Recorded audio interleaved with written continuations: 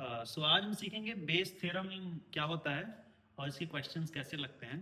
So basically ये बहुत important topic होता है जेई के लिए भी और बोर्ड पॉइंट ऑफ व्यू से भी।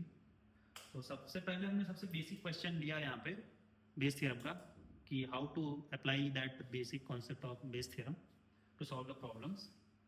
सो here is a question given कि एक बॉल वन बैग वन है जिसमें 3 रेड बॉल्स और 4 ब्लैक बॉल्स हैं, और एक दूसरा बैग है जिसमें 5 रेड बॉल्स हैं और 6 ब्लैक बॉल्स हैं। So it is given that one ball is drawn at random and it is found to be red. अब जैसा कि बेस थ्योरम होता ही है उसमें हम कॉज की प्रोबेबिलिटी निकालते हैं, बेसिकली इसे रिवर्स प्रोबेबिलिटी कहते हैं। तो यहाँ पे जैसे क्वेश्चन में ऑलरेडी गिवन है कि एक बॉल निकाला गया और वो रेड हो चुका है, it is already found to be red.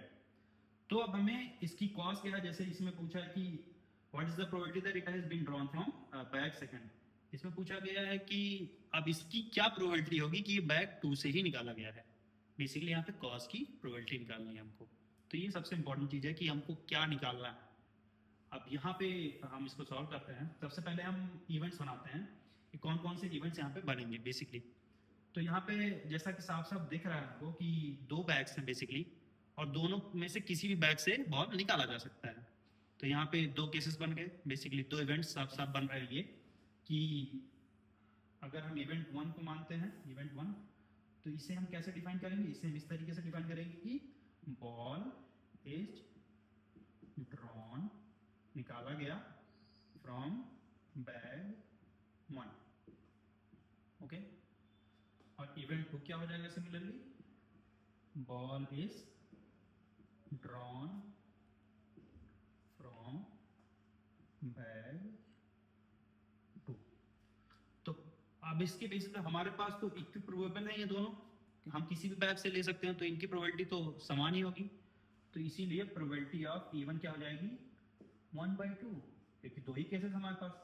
और प्रोबेबिलिटी ऑफ E2 क्या हो जाएगी 1/2, क्योंकि हमारे पास 2 ही बैग हैं और दोनों में से एक को चुनने का तरीका एक ही होगा, तो 1/2 हो जाएगा।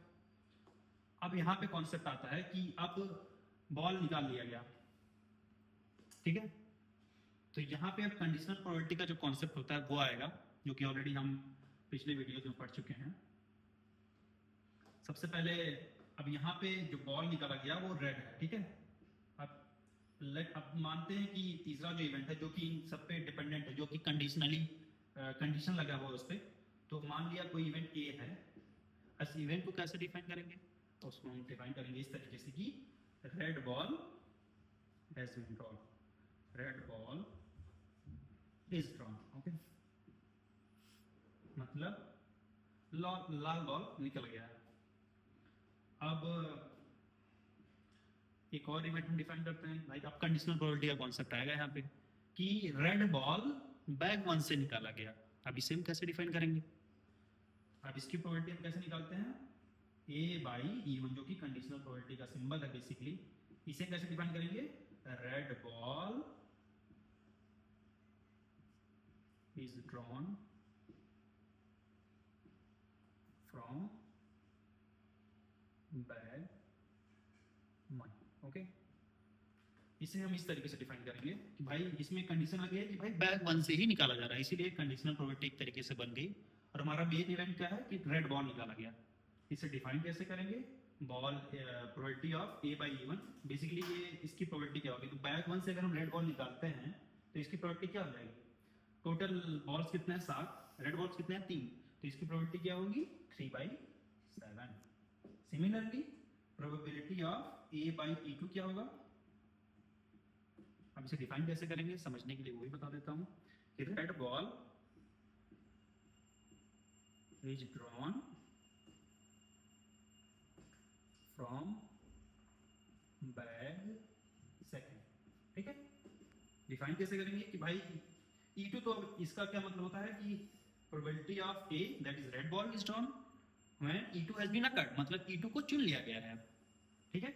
सेकंड इसको लिखेंगे कैसे कि red ball is drawn from back second, मतलब बैक सेकंड को पहले चुन लिया गया, अब उससे एक रेड बॉल निकाला गया, तो उसकी प्रोबेबिलिटी क्या होगी, टोटल बॉल्स कितने हैं 5, 5 6 11, और रेड बॉल्स कितने हैं 5, तो इसकी प्रोबेबिलिटी हो जाएगी 5/11।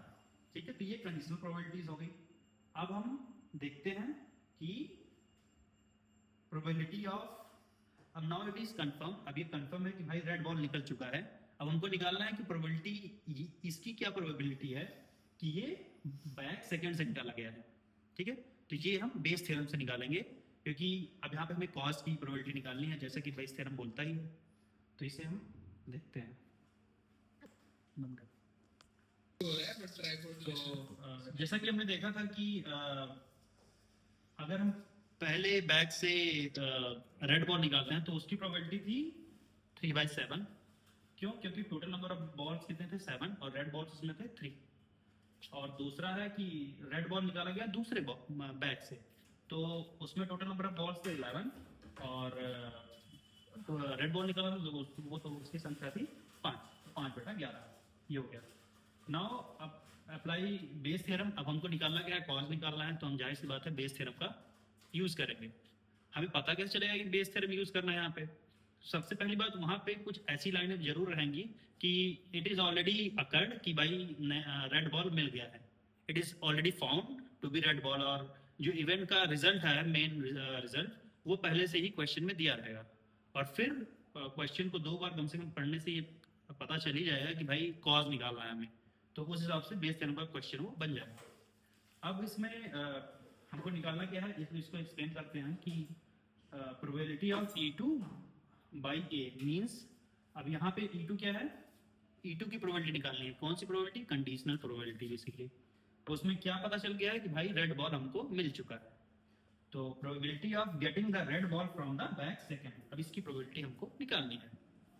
तो हम लिखते हैं इसका formula, probability of E2 by A is equal to probability of A by E2, जो कि बेस थ्योरम का फॉर्मूला है basically, probability into probability of E2 divided by total number of events associated with that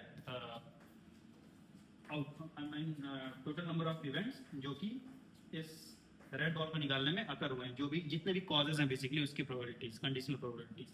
एक तरीका तो E2 से निकालने का था और एक तरीका E1 से निकालने का था, बेसिकली बैक 1 से और बैक 2 से। तो अब टोटल केसेस नीचे लिखे जाते हैं, जो कि बेस थ्योरम का फॉर्मूला ही है।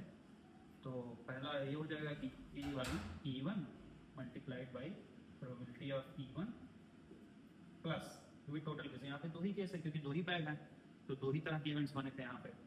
तो probability of A by E2 into probability of E2।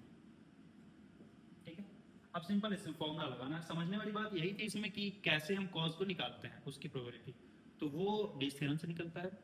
और डिफाइन कैसे किया जाता है? Probability of E2 divide by, मतलब इसमें रेड बॉल निकल चुका है और वो बैक 2 से निकला है, यही प्रोबेबिलिटी निकालनी है हमको, क्वेश्चन में दिया हुआ है।